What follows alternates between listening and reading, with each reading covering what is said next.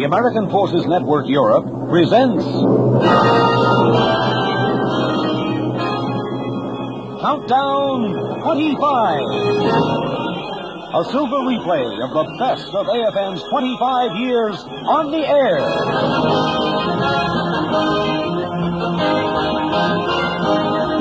Good evening, ladies and gentlemen, and welcome to Countdown 25, a special series devoted to recalling the sounds of the past quarter century, the sounds of music, the sounds of comedy, the sounds of drama and of history, the sounds broadcast to Europe by AFN Europe these past 25 years. Tonight, another year from AFN's Sound Scrapbook.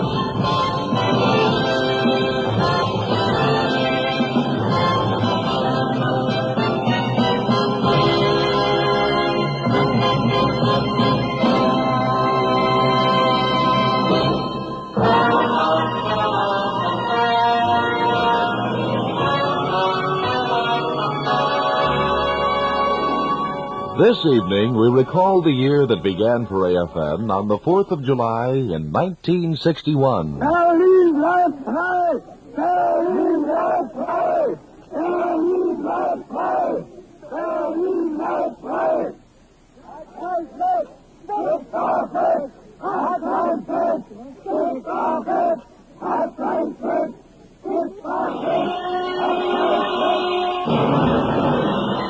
The Russians and the East German communists made a definite niche in history for themselves on August 12, 1961, when they began to erect a high wall between East and West Berlin.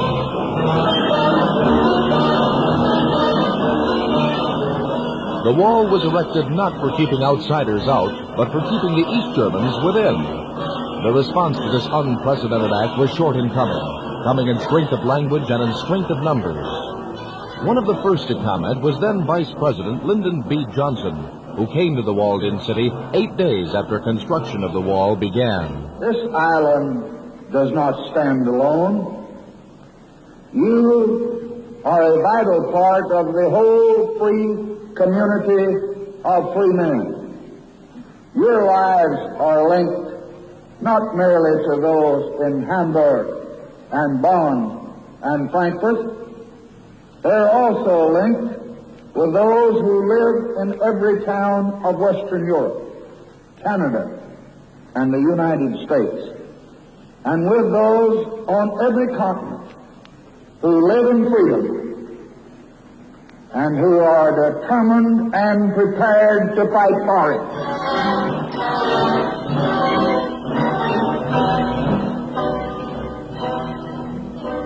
President Kennedy immediately foresaw the magnitude of what had occurred and quickly appointed General Lucius Clay as his personal representative to Berlin.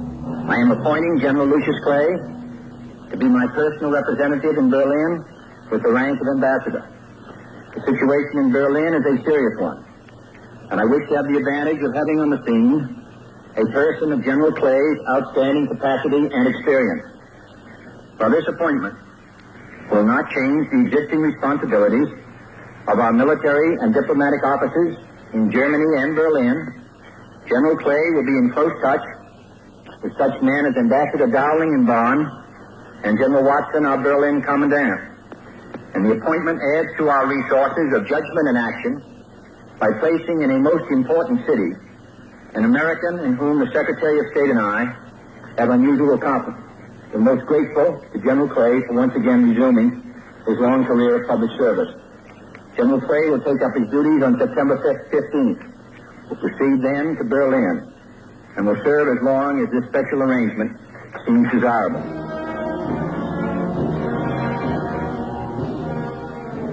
Official reaction from Clay was also quick to come. It is difficult to believe that man can be so cruel to man, that a regime can be so oppressive as to exist only behind walls. However, that it did occur is something we must never forget nor forgive until man is free again everywhere. Reactions to a mass of concrete that divided lives and an entire city were equally strong and immediate from West Berlin Mayor Willy Brandt. Not only for the Berliners, but for the Germans as a whole, the wall is an unacceptable fact. We will never stop to demand that this wall be brought down again, and I think that the Western powers will make it very clear that this kind of a split of Berlin and the annexation of East Berlin by the East German communists is against existing valid international agreements. Minnesota's Senator Hubert H. Humphrey expressed what seemed to be representative of public opinion all over the world. The Soviet Union has now gained for itself the unique status of having been the first modern nation state to erect a wall to enclose itself in its empire. That's a dubious honor, and I think will go down in the annals of history as a disgrace and as a symbol of their weakness, their immaturity, and their sense of insecurity and fear. This is the most wicked and cruel development since the days of World War II. A violation of human rights, broken hearts, broken families, a torn and broken city, a violation of every agreement and every covenant. And rather than figuring out every afternoon how we can please the Soviets, I suggest that we take this case right where it belongs, up before the representatives of 100 nations, and let them see it. Let them judge. Let every nation ask itself, does it want to be divided by a wall?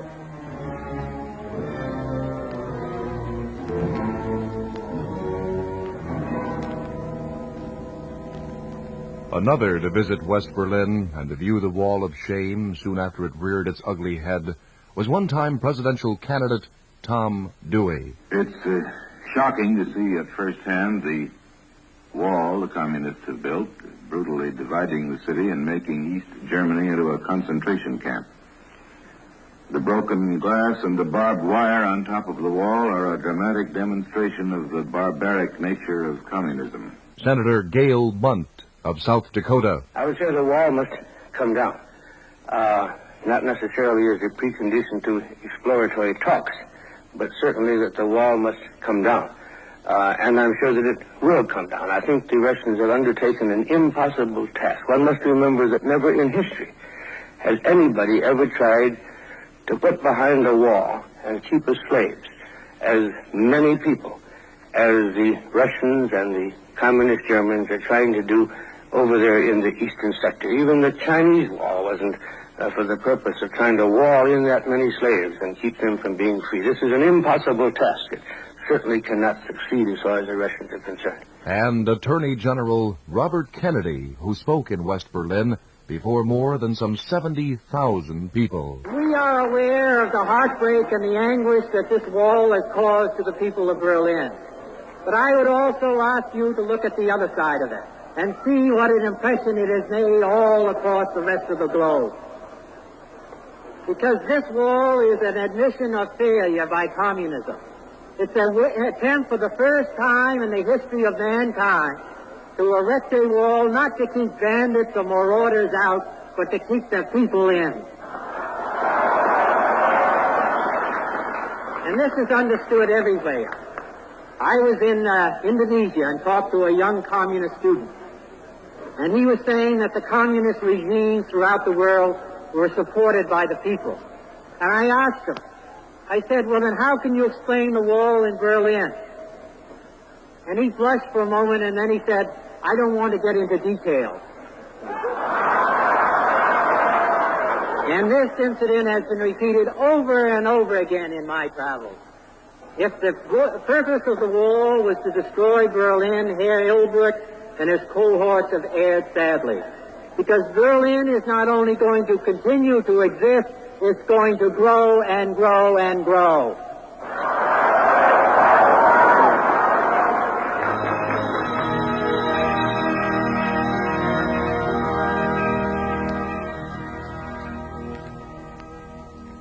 The troubled people of divided Berlin had a moment away from their problems when they were visited by and heard in person the music of a most musical man. The man, Ray Charles. The music, well, here it is, as recorded and aired by AFN Berlin.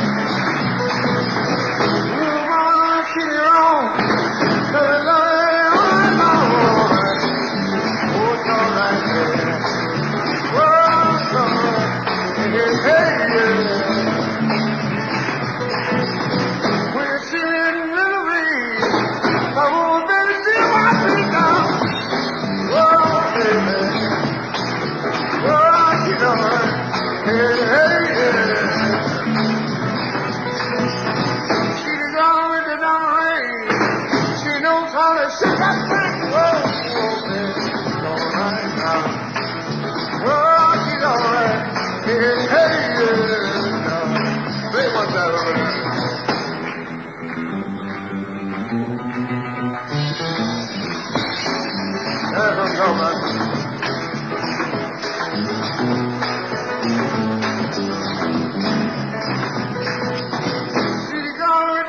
Song. She can fit it all night long. Oh, all right. Oh, it's all right. Yeah, yeah. Tell your mama, tell your pa, I'll say you right now, I ain't nothing. Woman, you don't do right. Oh, you don't do right, I know.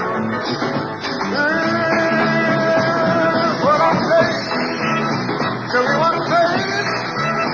Tell me what I'm saying. Tell me what I'm saying. Tell me what I'm saying. Tell me what I'm saying. Oh, I wanna know. You know I wanna know. I say I wanna know. You know I wanna know. You know I wanna know, baby. You know I wanna know.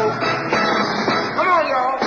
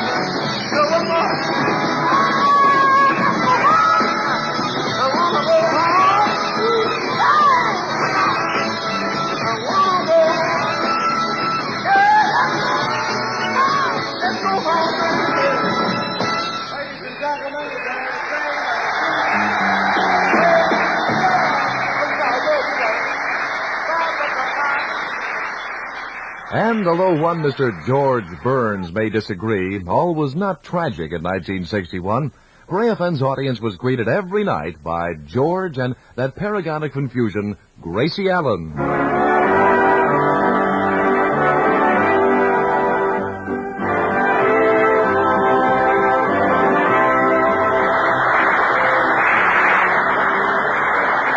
Gracie, which one of your relatives will we talk about today?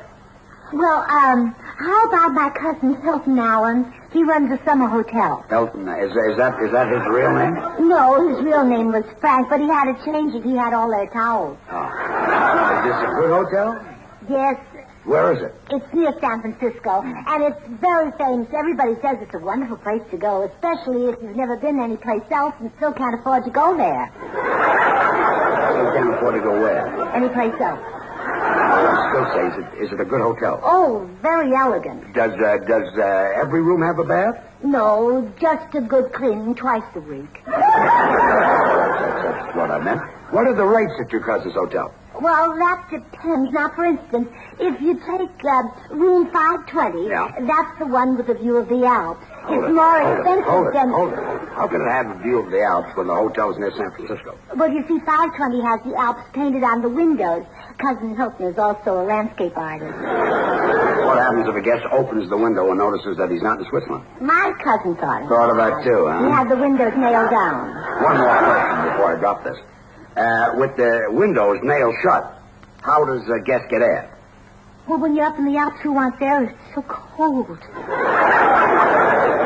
serves me right for asking that question. Does the hotel have a swimming pool? Only when it rains. Only when it rains? In dry weather, it's the barbecue pit. He must have some very happy guests. In his pamphlet, Cousin Hilton promised that the guests would find themselves in a very romantic atmosphere. He keeps that promise, too. Well, how does he exactly do that? Well, every evening at 6 o'clock, he gets all the guests together and he kisses his wife. What about the guests? Well, he's willing, but nobody else will kiss her. Man is a perfect host. And when you arrive, each guest is shown his individual chicken that supplies him with fresh air. Oh, each guest gets a chicken that supplies... Well, that's a very novel attraction. Yeah, and any night the guest wants, he can have a chicken dinner. Oh, that's good, too. Of course, that means he has to go without fresh eggs the rest of the week.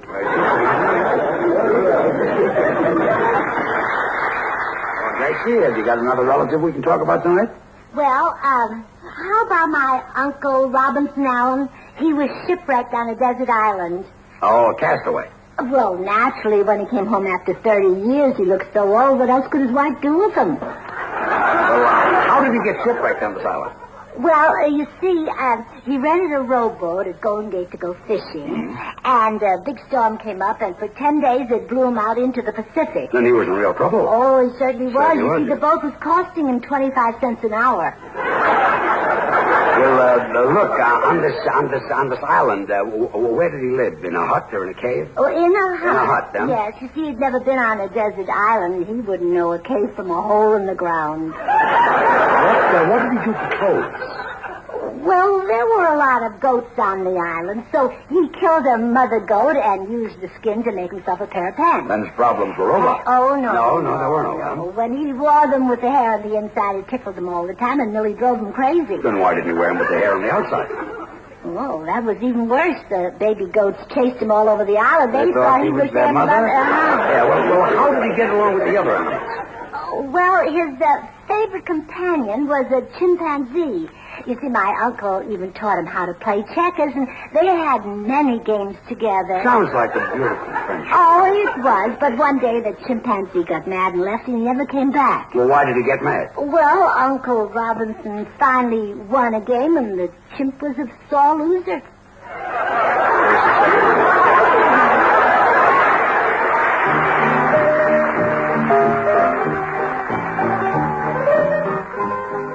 And from the antics of Gracie Allen, AFN's listeners enjoyed the artistry of songster Perry Como. It's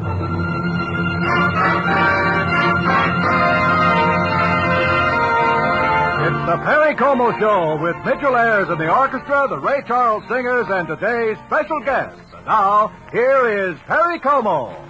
With a song in my heart.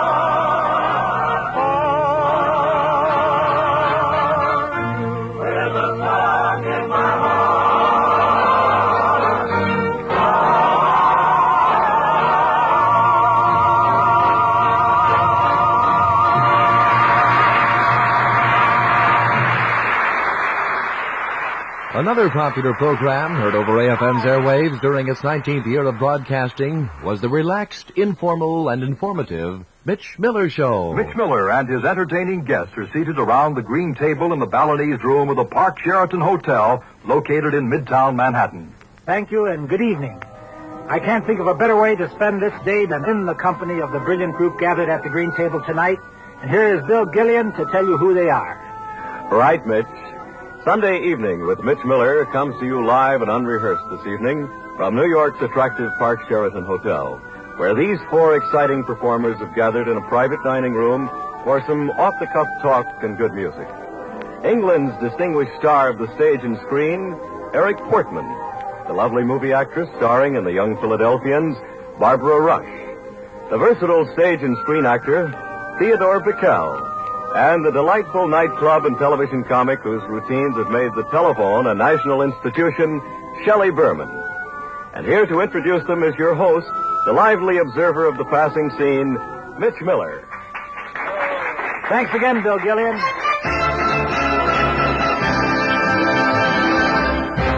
AFN's listeners also were not without those perennial enemies, the good guys and the bad guys. They showed up every week on the popular series Mr. District Attorney, starring David Bryan. Mr. District Attorney, champion of the people, defender of truth, guardian of our fundamental rights to life, liberty, and the pursuit of happiness. And now, tonight's story, the case of the canned death.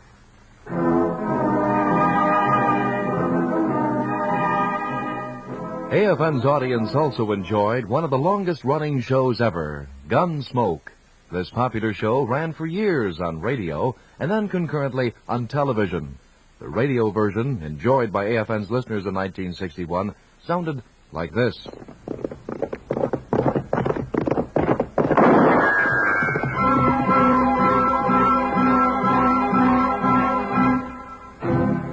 Around Dodge City and in the territory on West, there's just one way to handle the killers and the spoilers, and that's with a U.S. Marshal and the smell of gun smoke.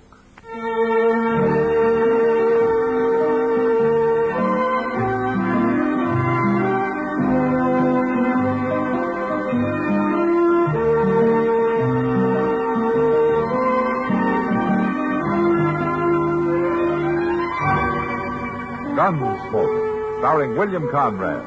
The story of the violence that moved west with young America. And the story of a man who moved with it. I'm that man. Matt Dillon, United States Marshal. The first man they look for and the last they want to meet. It's a chancy job, and it makes a man watchful. And a little lonely. A young rock and roll singer named Chubby Checker sold over 1 million copies of a song with the unlikely title of The Twist in 1961. Come on, baby, let's do that twist. Come on, baby, let's do that twist. Take me by my little hand and go like this. Yeah.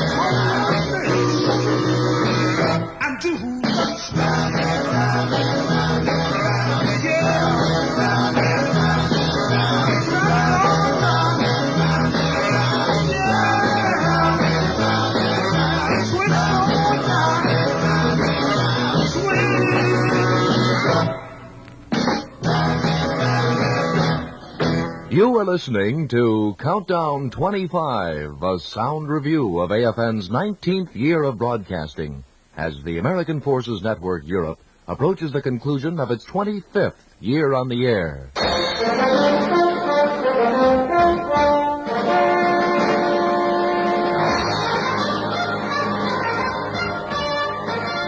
Last night, we ended our program with President John Fitzgerald Kennedy's inaugural address.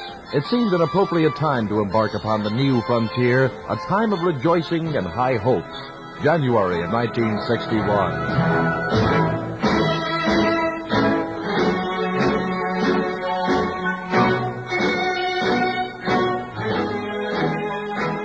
But just as AFN newsmen reported the joy, they soon were called on to report the tragedy, the abortive Bay of Pigs invasion of Cuba in April of 1961, and the deteriorating situation in the Congo, worsened still further by the murder of Patrice Lumumba.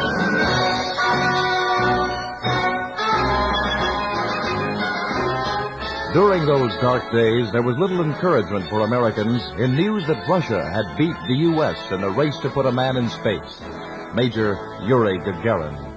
But 4 months later, a U.S. astronaut, Commander Alan B. Shepard, rocketed into the void to become the second human being to reach outer space. Months later, Colonel John Glenn accomplished America's first successful orbital flight, circling the Earth 3 times in a Mercury space capsule.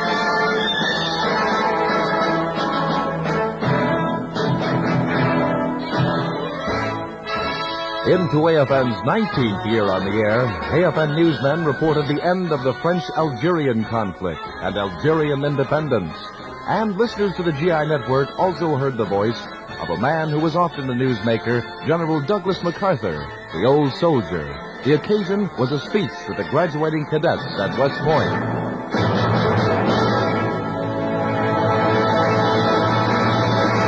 As I was leaving the hotel this morning, a doorman asked me, "Where are you bound for, General?" And when I replied West Point, he remarked, "Beautiful place. Have you ever been there before?" No human being could fail to be deeply moved by such a tribute as this. But this award is not intended primarily to honor a personality, but to symbolize a great moral code. Duty, honor, country. Those 3 hallowed words reverently dictate what you ought to be, what you can be, what you will be. Unhappily, I possess neither that eloquence of diction, that poetry of imagination, nor that brilliance of metaphor to tell you all that they mean. The unbeliever will say they are but words, but a slogan,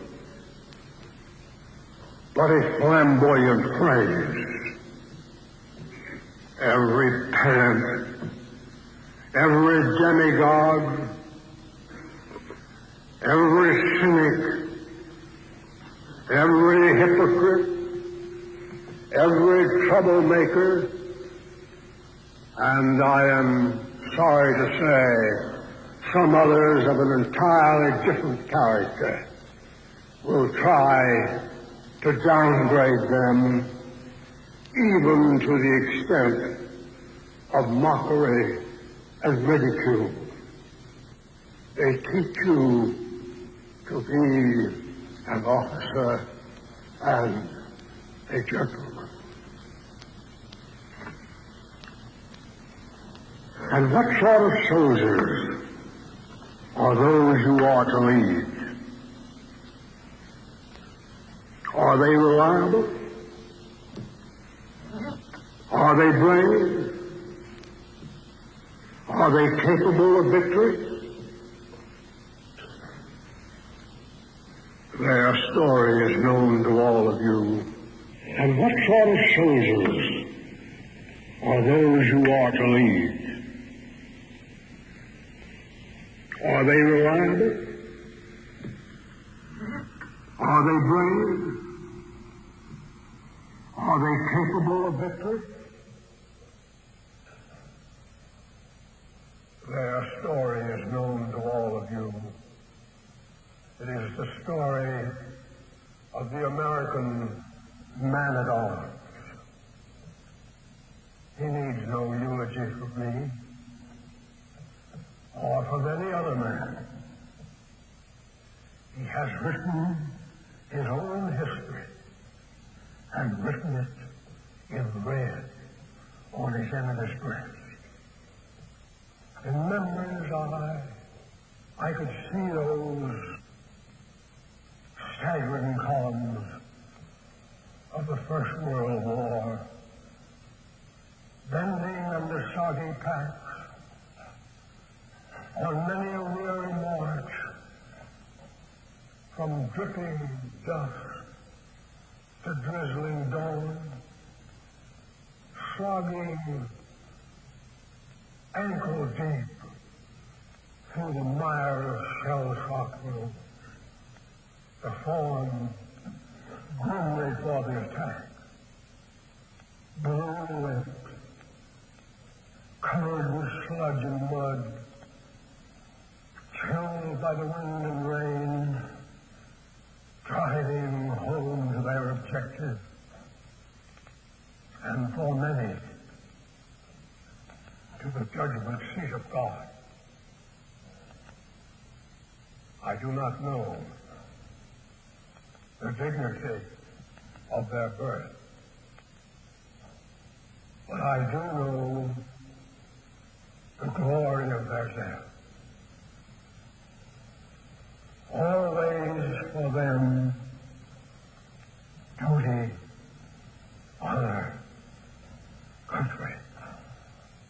The soldier, above all of the people, prays for peace, for he must suffer and bear the deepest wounds and scars of war. But always in our ears ring the ominous words of Plato, that wisest of all philosophers. Only the dead have seen the end of war.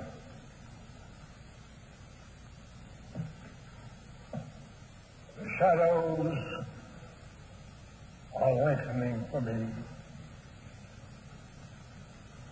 The twilight is here. My days of old have vanished, tone and tint. In my dreams, I hear again the crash of guns, the rattle of musketry, the strange, mournful mutter of the battlefield. But in the evening of my memory, always I come back to West Point. Always there echoes and re-echoes duty, honor, country. Today marks my final roll call with you. But I want you to know that when I cross the river, my last conscious thoughts will be of the corps and the corps and the corps. I bid you farewell.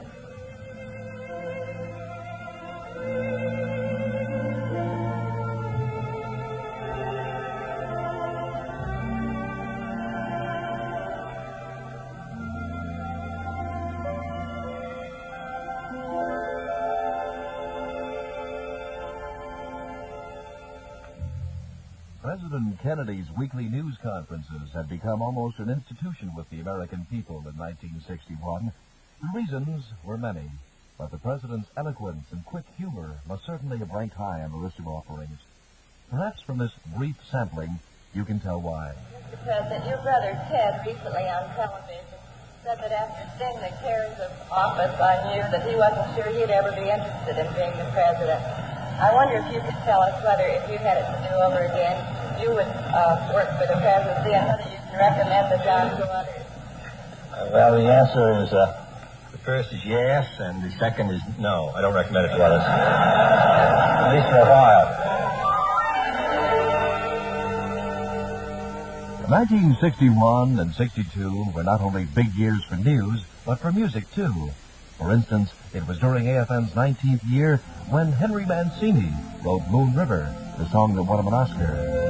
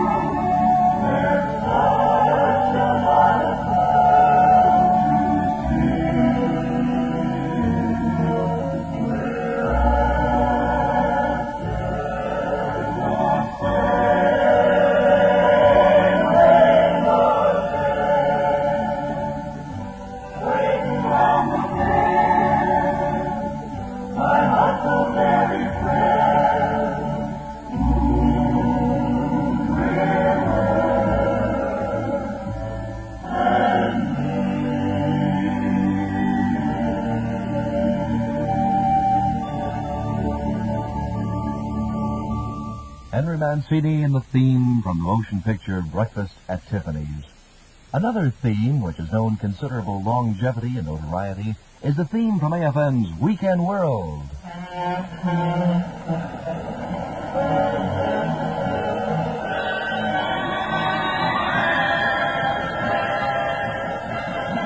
Weekend World, begun by Jim Sussman. It first made its appearance over AFN in 1961.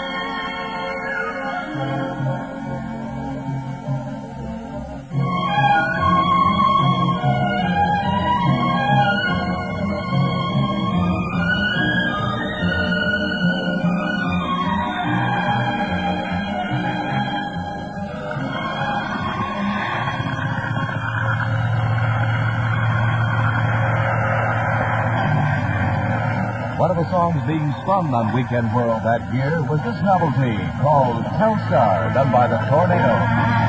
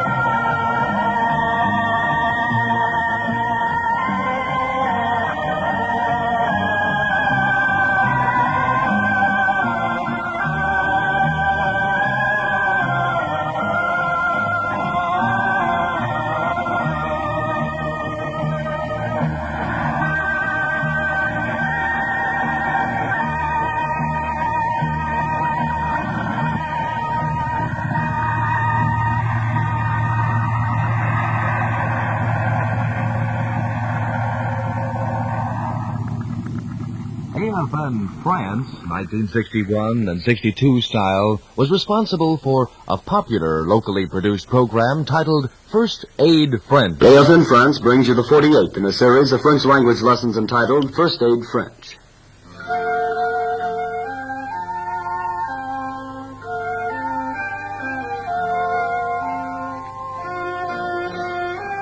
From the French Broadcasting System, we present another in a series of programs on First Aid French.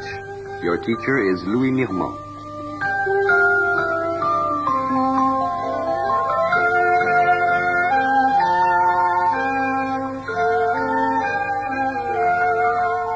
An Army private named Ron Landry worked for the Armed Forces Radio and Television Service in New York in 1962. And he and some of his AFRTS cohorts got together and produced a special show on New Year's just for AFN's audience. The result, in part, sounded like this.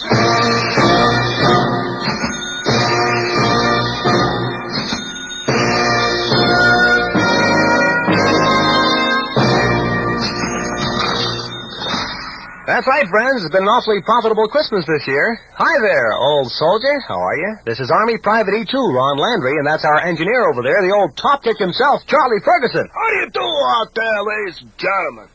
Charlie, I don't know if you realize it or not, but this program is going over to AFN. Yeah? And as we all know, they're doing a terrific job. So, everybody in the studio, let's give a big cheer for AFN. Let's hear it for them. Yay. Hooray. Oh, come on, fellas. You can do better than that. This is for AFN. Let's hear them for them out there. Hear, hear. Yes, they're there.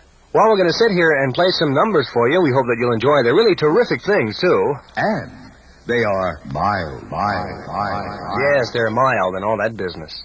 You'll have to pardon these interruptions, friends, because we're in the midst of our New Year's party here at the station, and you might find a couple of things interrupting that wouldn't ordinary. Would you close the door back there, please? No, close the door. And they come back around the ring. Now, would you just close the door because we're doing a show in here, and this show is going to go over to AFN. Please, thank you. Yes, very much. And a couple of things will be going on probably throughout the afternoon, so just kind of ignore it. We don't have programs like this very often. As you know, friends, this program is coming to you from New York City, and we realize that a lot of you living in Europe have never been to this big town. That's why we've asked our studio audience what they think of our fair city of New York. I notice a card here from that gentleman down there in the little blue beanie. He says, "It's my town." You really feel that way about New York City? Yes, sir, that's my town. Kind of like it, do you, huh? The big town. Yes, sir. The big town. The excitement, the lights, the crowds, that's the big town. Yes, sir, that's my town. After the day is over, you take a nice little stroll in the park, you and your little girlfriend. Yes, sir, you find a cozy little nook alongside a babbling brook. The full moon is out. Two big eyes come out in masks and... Oh, my eye! Help, please! Yes, sir, that's my town, the big town. That's my town, folks, it's the big town. The excitement, the bright lights, the crowds, the memories, the heartbeat of the big town. You get 2 tickets to a big-time Broadway show, a murder mystery.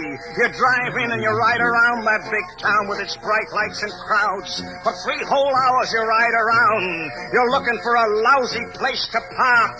Finally, you locate one in a small, out-of-the-way village near Poughkeepsie. And to this day, you still don't know who the murderer is and who stole your car with your dog inside. Yes, sir, that's my town, the big town, with its memories, those bright lights, the crowds, and that old heartbeat of the big town. You go to a nice high-class restaurant, order a nice split-piece soup, and the waiter brings you vegetable because he's all out of split-piece soup. And you tell him you can't stand vegetable soup, and he tells you he can't stand you. And you get up to walk out, and he flings that vegetable soup all over you and your lovely wife.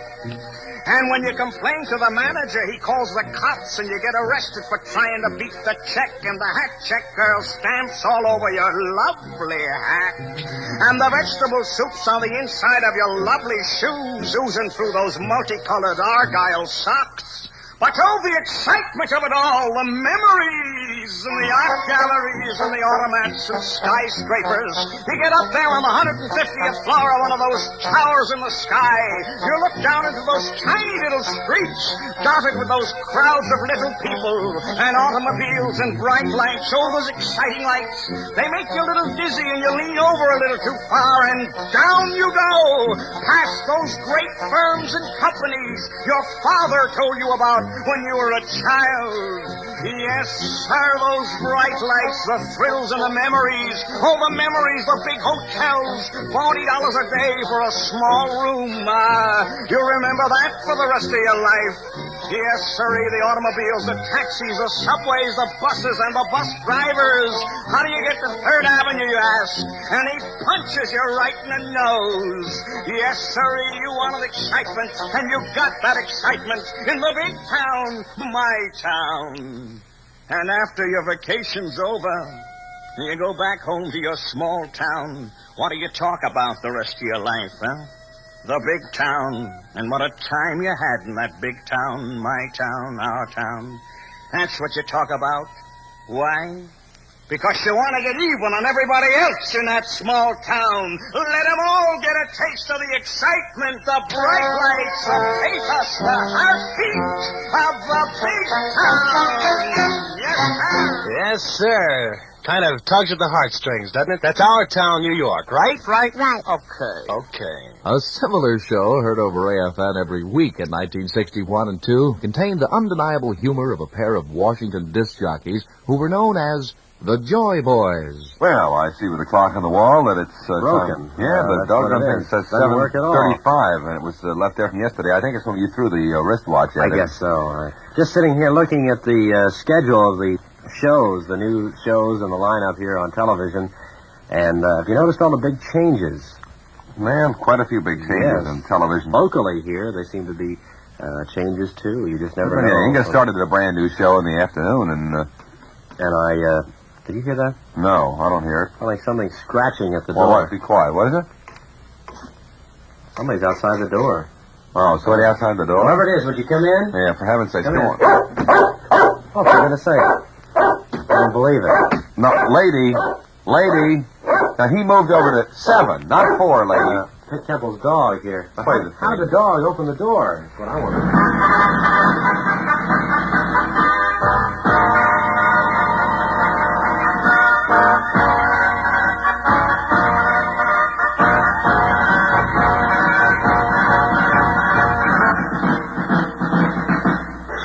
We are the Joy Boys of radio.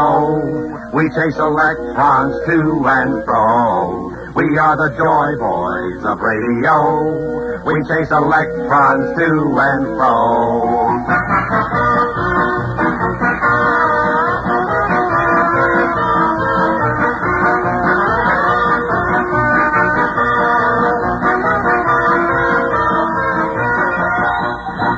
Just straightening up my knuckles. Oh, I caught your finger in the 3-ring binder. Let me... Ooh, is that better? I got you right on the knuckle there, didn't I? How about that smart? Only when I laugh, but when I turn the air conditioning off, man, it's cooling it. Yeah, well, this is time for the Joy Boys here. Ed Walker. Willard Scott over there, Jeff Donnelly behind glass. Bobby Kenton on the board. Get off the board, will you? And there's Nora Webster in the anything at all I can do. I'll Forget be it. happy Just to get your sandwich or anything. No, thanks, Nora. Just get your sandwich and sit down on it. Oh, all right. Dick Edwards is observing today. Hi, Dick. How are you? Listen to that. He's had a traumatic experience. He worked the morning show this morning. What do we have coming out here this evening? Today, Randolph W. Goon will present Goon River Anthology. More beautiful poems. We will interview with Mr. Ralph Kidd, creator of the famous Kidd Toys and Games Enterprises. Mm-hmm. Finally, Betty Crockett will be along with some exciting recipes. Peas, puts. Yeah, well, that's nice. And we have an award today, too. An award, Edward? Yes, sir. The National Safety Council has just voted this program the biggest accident in radio.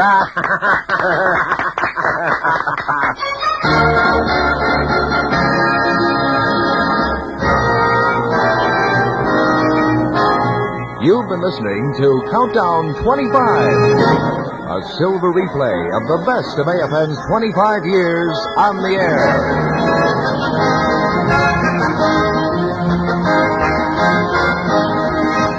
Tonight, AFN has brought you the sounds of its 19th year of broadcasting. The sounds that began emanating from AFN transmitters on the 4th of July in 1961. Tomorrow evening and each evening at the same time until July 4th, 1968, AFN will present a sound review of the years it has been serving American forces in Europe. A countdown to AFN's silver anniversary.